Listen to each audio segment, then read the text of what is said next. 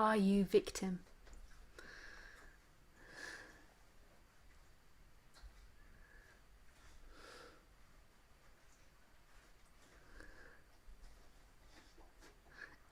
So this really is an extraordinary experience. Even though you maybe feel like you've done this lots of times before, you've sat on the sofa, you've watched me on live stream, and or you've watched TV or you've watched YouTube many a times, this really is an extraordinary life. This really is something. Because basically, we don't know why we're alive, and we don't know what's creating life. It's a happening. That is known for sure. But that's it. That's all we get. And then we're born into this society that's made up a language and communicates with each other through this language that they've made up and tries to make sense of something which can never be made sense of. And in order to feel better about that, we try to tell ourselves stories about why we're alive and what the meaning of life is. Which I think we can do quite a good job in talking about the meaning of life on the human level, as to what the purpose is on the human level. But when it comes to the absolute level, the infinite level, not the finite level, the mysterious level, we have no clue. And on the human level, that can be disturbing because the human has evolved to have order and sense and rationality, so that can be disturbing. But if there can be a surrender to the absolute mystery, then something miraculous can happen. There can be this shift of energy where suddenly it's not just a finite, the separate human living. It's a shift to the infinite experiencing itself through that finite human. And then there is this movement to being human and non-human. And there is no longer a separate person experiencing this reality, but infinity experiencing itself as a human in this reality. And although on the human level we can still not talk about what home is, or we can't talk about what the absolute or the mystery is, there can be this movement back to a place where there is no question. It is as it is. And then on the human level, we run around like fools trying to communicate to each other because it's such love. And it's like running around like a lost lover. Not a lost lover, like a static lover, like this is it, this is it. We see the pandemic, no, on Facebook, pandemic. I forgot how to say this word. Pandemic, no, that's not the word. Maybe it is. On Facebook, where everybody is becoming the next guru. Everybody is quoting something or other about the infinite. Because it is such love, it wants to come out. It's like, ba, ba, ba, ba, ba, ba, ba, ba. And because the human is the human wants to be able to name it and claim it, which is human. That's what humans do. Just like dogs bark and birds sing and fish swim. The human likes to put its flag in and be like, mine, mine, mine, mine, mine, mine. So is the human, on the human level, victim to this?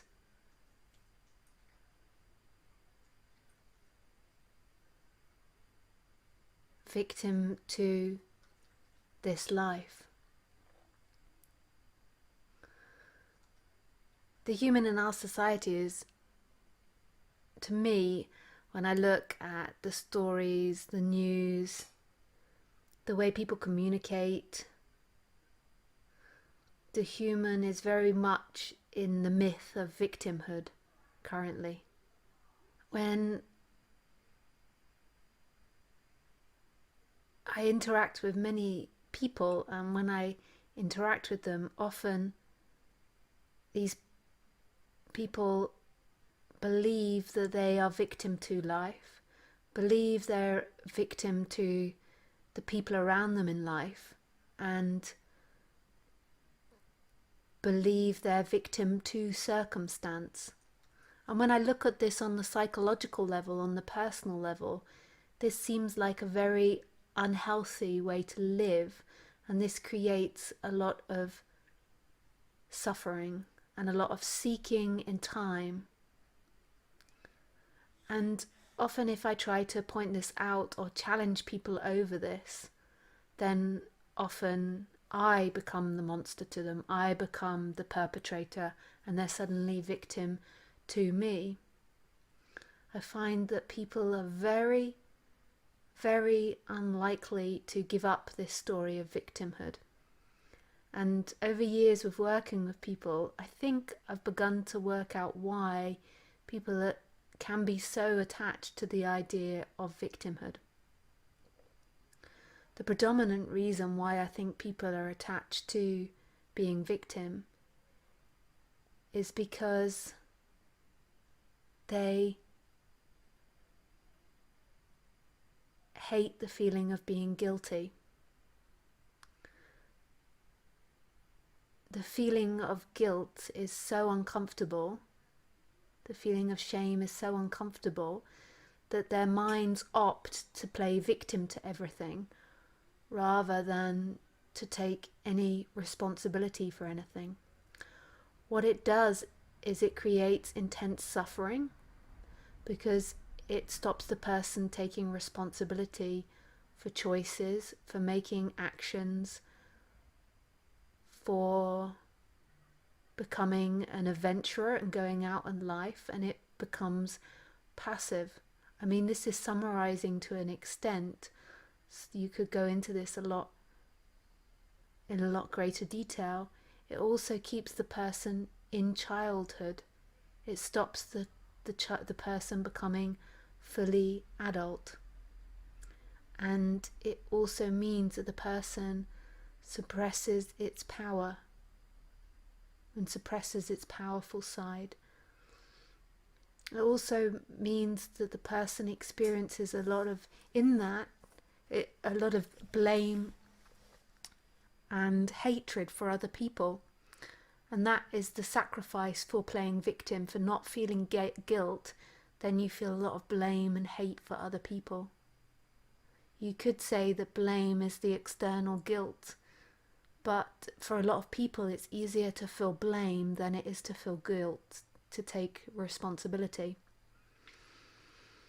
And the reason that I think that we've become, as a society, so averse to the feeling of guilt is because we believe it's our actions.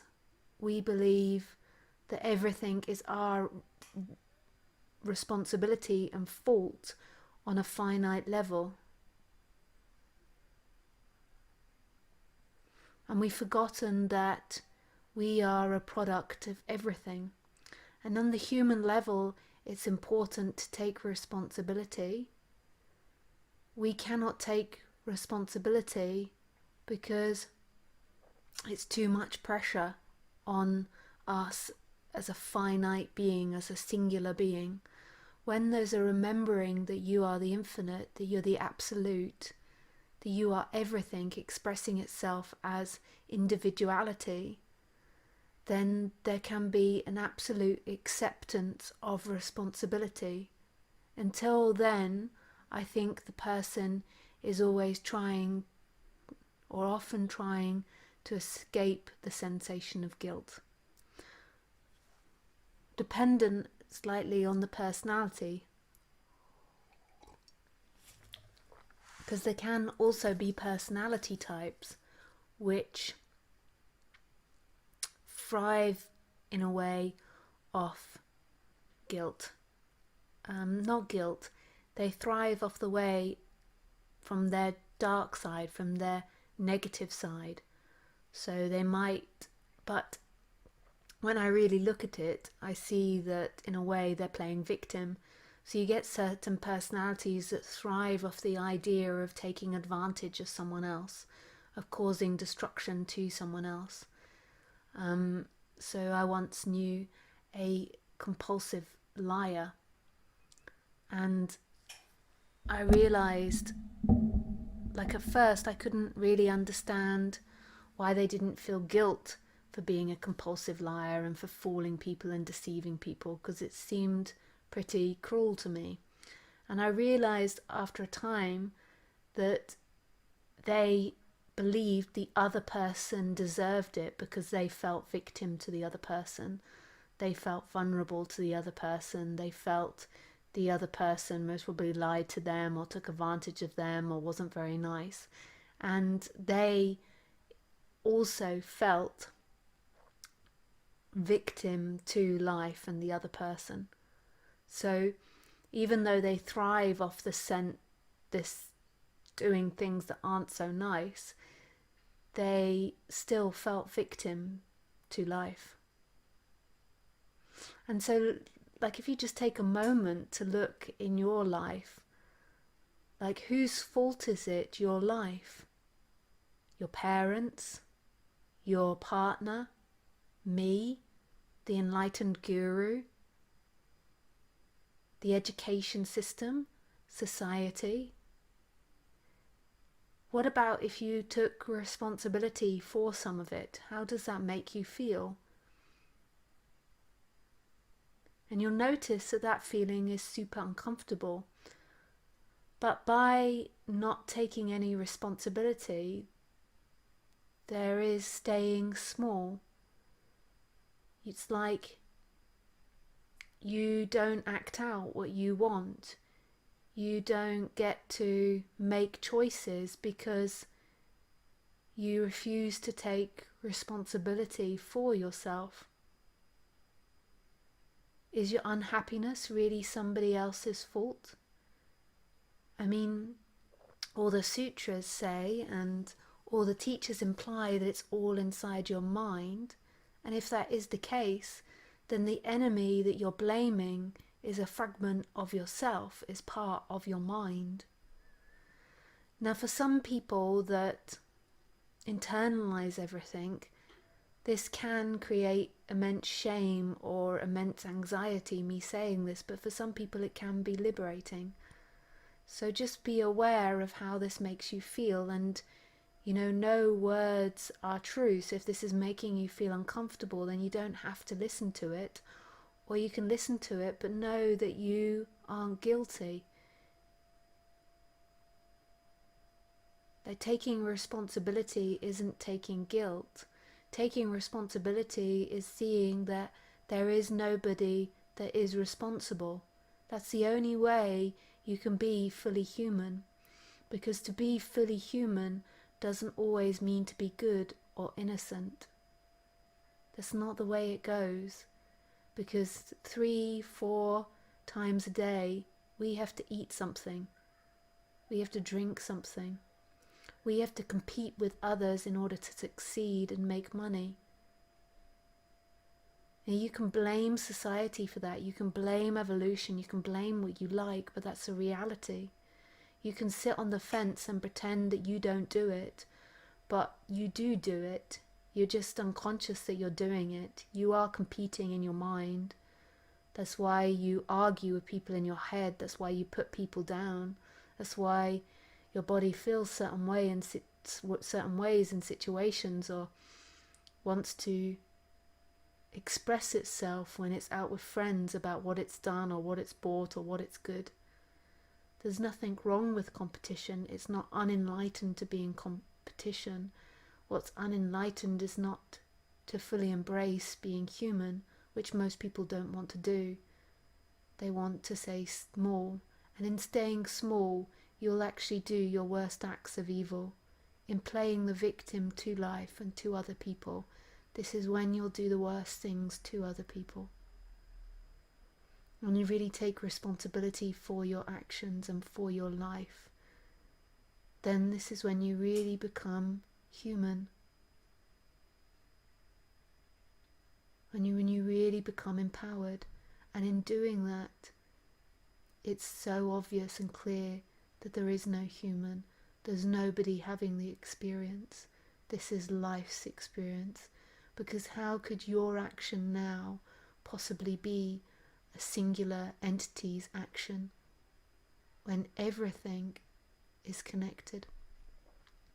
The reason why our mind repeats so often stories, say if you are trying to tell yourself you're victim to something, and then you suddenly think, oh, maybe I'm guilty, no, it's their fault, no, it's my fault, is because no story you tell yourself can actually be the truth of the situation.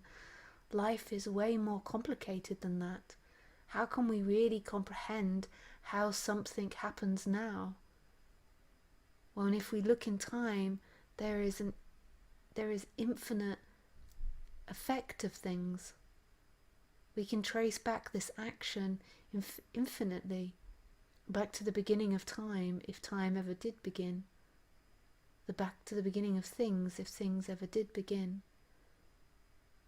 You can't ever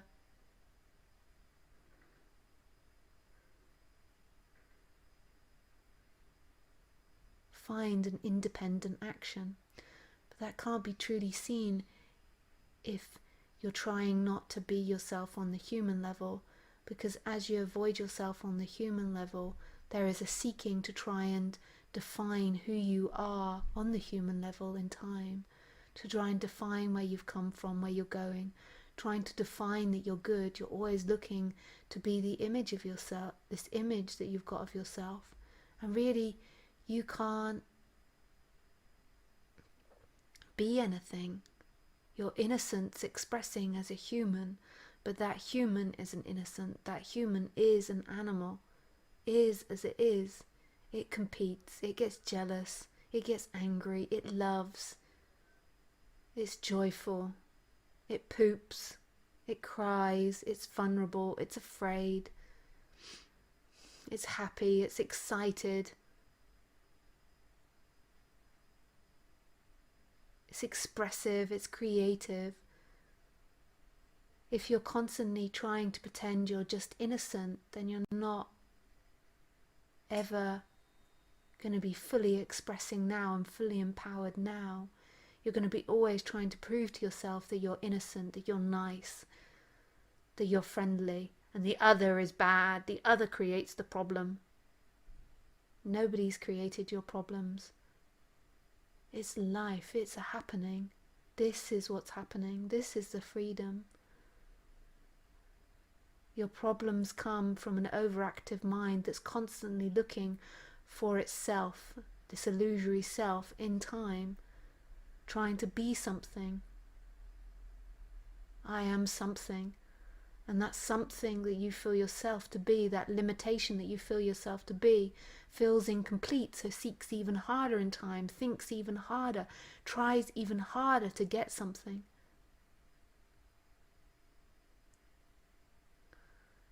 You are this, and in this you are a strong human being, and you aren't victim to life or anything, because you are that very life.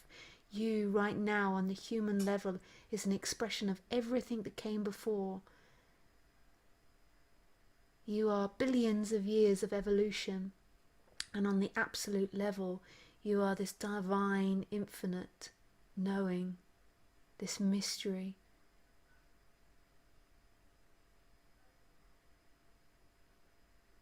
So there has to be this remembering of who you are, that you are this infinite, you are this boundless present that's right here. Like, who's experiencing this? Who's hearing my voice? Who's looking at my face? Who's sitting in this room? The mind says, I am somebody that came in time. And this I that you believe yourself to be has lots of ideas about what you have to be, what you should be, what you need to be.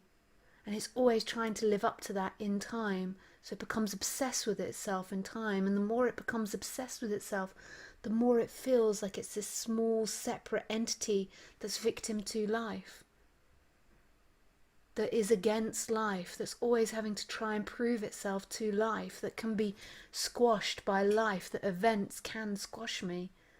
Events can't squash you.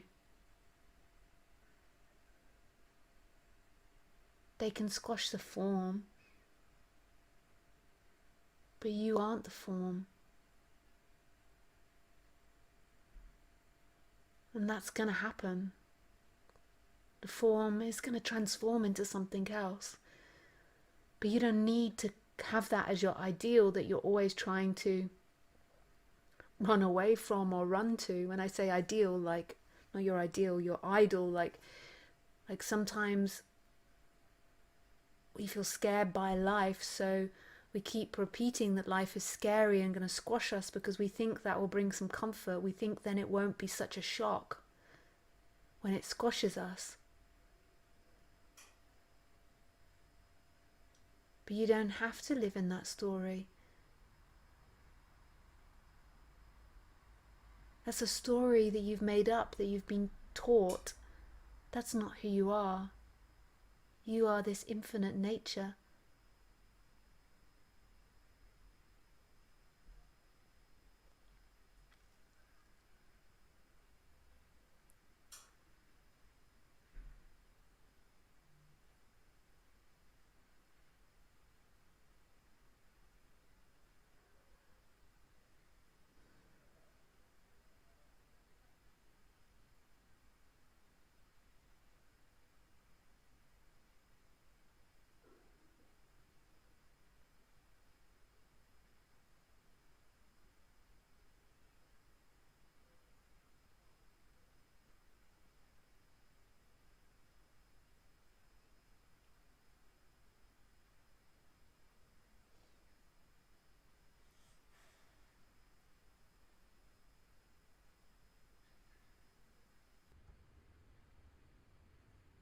Victim feels real, also due to no free will. No, victim is a habit. Victim is the way that you stay child. That it's everybody else's fault.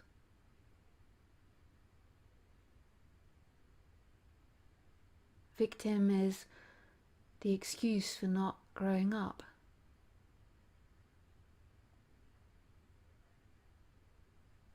How can this be anyone else's fault? And it's such an unhealthy way to look at life.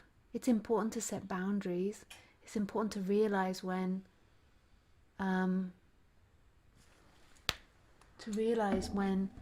somebody's not treating you appropriately and to say no. But why does the mind have to keep repeating that it's a victim? Because then you don't take any responsibility. Then there's no guilt. But there's blame.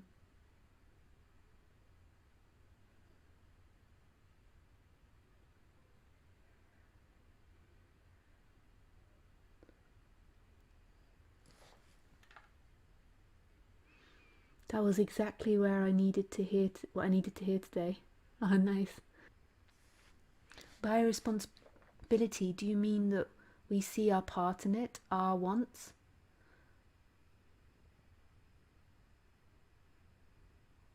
Yeah, you see that you're also a player. You see, victim is never acknowledging that you want something. So in every situation, you want something. And it never acknowledges its game. It feels like life is controlling it, or other people are getting their way and you're not getting your way, and you're doing your best to be the good person and to fit in and to help other people. If you acknowledge your wants, then you become strong. If you're acknowledging the situation, your want is to make the other person happy. That's a nice want, and that's fair enough.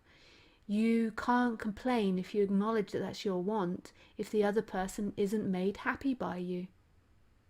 You want the other person to be happy, and if you fail at that game, which is a game, to make the other person happy, then that's the game.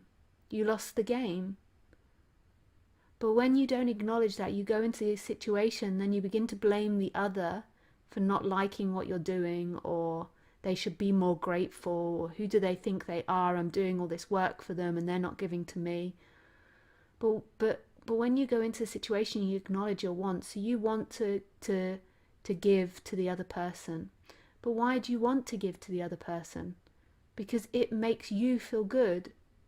Well, it's a nice act, and I'm not criticizing the act, but you've got to see that you're doing it to make you feel good, just like they're doing their actions to make them feel good.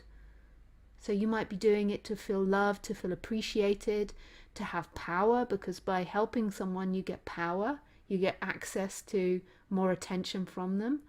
Like, there's all types of things. And then you think, oh, I can't do that because I can't help someone if I want to feel good, because you want to stay victim. You want to pretend that you've got no wants and that you're needing, so that you have to follow everyone else's wants. But there's nothing wrong with wanting to feel good. That's part of being human, and you're totally allowed to feel good. Everybody is allowed to feel good and loved. There's nothing egotistical or wrong with that. But we don't want to acknowledge our game because we don't want to take responsibility for the game. We want to pretend we have no game and that we're innocent. So you go into a situation, you acknowledge what you want from them, and you acknowledge that you're playing a game. You're playing a game to please them. And if they're not pleased, that's not their fault. It's not your fault either. It's just life. And if they keep complaining at you and they don't appreciate you, then you can walk away. You're not victim to them. Oh, but I can't walk away because of this, because of that. Yes, you can. You have to see what you want. But seeing what you want begins to make you adult and not child. It makes you empowered. But in order to be a proper human being, you have to also see that none of it's your fault. You're not bad for wanting to feel good. You're not bad for having wants. It's human. Yeah, and it might seem superficial to you, but it's the absolute playing the relative, playing division. And when you see that, then you can become fully human, knowing that that's not who you are. Who you are is this infinite looking. And then you can acknowledge both sides of the human, all the games of the humans, the selfishness and the generosity. But when you think you're just human, you have to always be generous, always nice, always innocent, always doing what other people say, always perfect.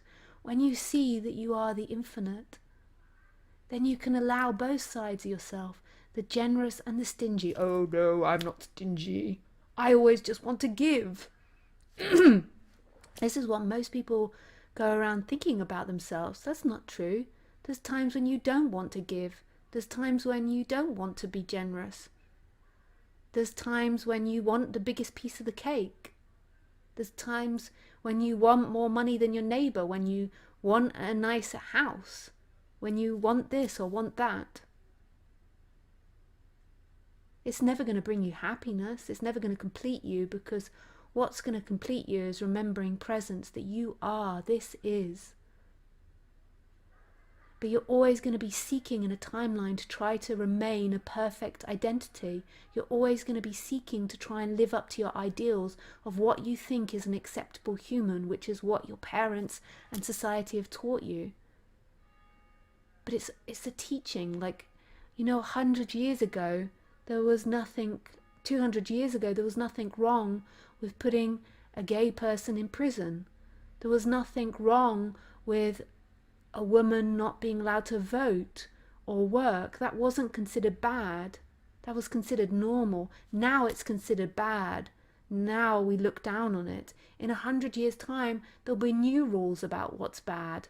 I'm sure a lot of the stuff that happens on the internet, like people can be super abusive to each other, will be considered bad, so it'll be completely rejected, and wanting to be abusive will get pushed into the unconscious, because you're not allowed to be that. You can only be polite all the time.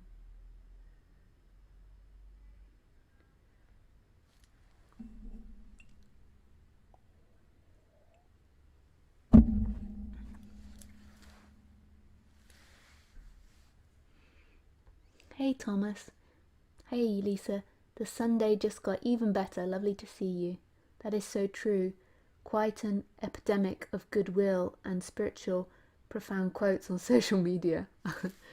Do you believe, like some people do, that some carry more karmic baggage than others? For sure, but you have to understand what karma is. Karma isn't a personal thing. So you, instead of looking at humans as singular individual entities, like look at them as a more of an organism, like this human organism that's constantly evolving, and we evolve together. You can't have somebody evolving outside of of humanity. They can evolve right at the front of it and be pushing humans further and further, but we can't have like a human currently that whole brain works. I think that we only use like 33%. I mean, maybe, but we generally have to evolve together, and we're like a stream of our genetics, of what came before, and our parents' attitudes and our grandparents' attitudes. And so we get born not karma like personal karma, but humans' karma, like our genetic family, our society, our culture's karma. And some people have more suffering karma, some people have lighter karma, but it's not personal. It's not like you've done bad and you're being punished. It's just what you've been born into. And the greatest thing you can do in this life is try to make that karma lighter and to evolve and to expand, to be more in line with reality.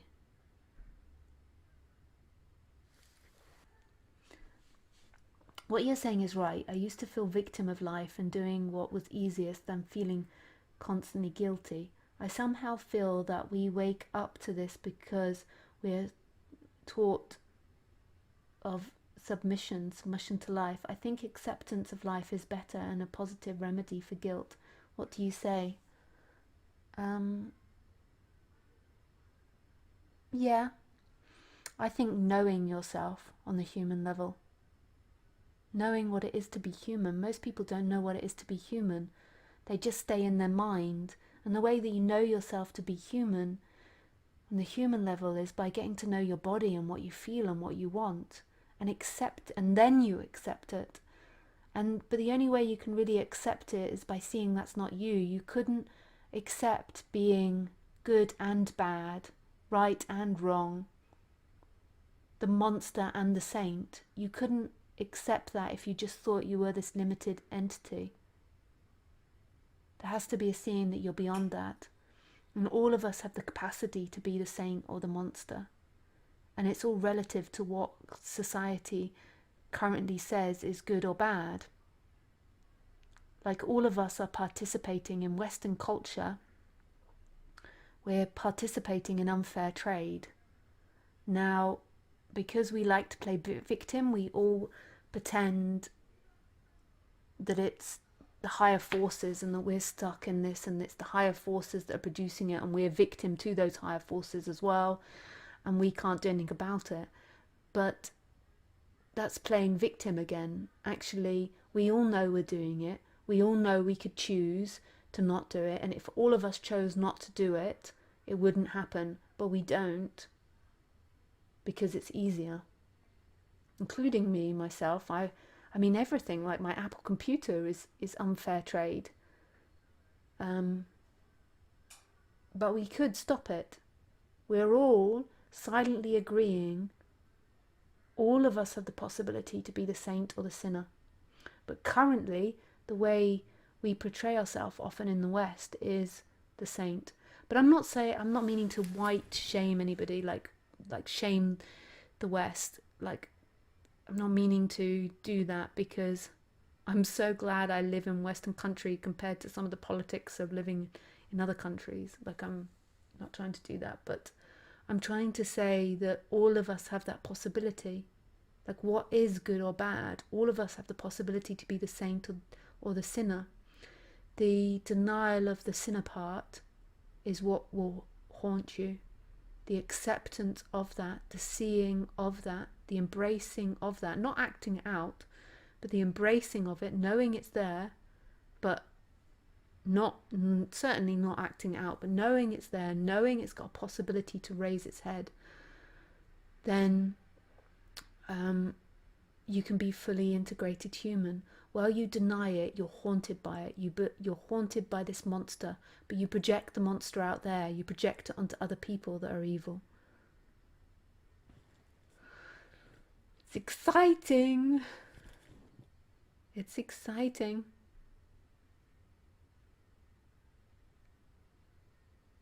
It's easy to project the monster out there. They did this to me and that's why I'm like that. Everybody feels like that. Everybody feels it. Even the worst prisoner that's done the worst crimes feels victim. None of us are victim. Because ultimately, it's a happening. It's ultimately we are that infinite that's not consciously creating. But on the human level, to be balanced, you have to really acknowledge what it is to be human. When you hide from any aspect of yourself, then you're in delusion and trying to create a separate entity. And you're constantly swinging between past and future, trying to maintain and keep that separate entity and feed that separate entity.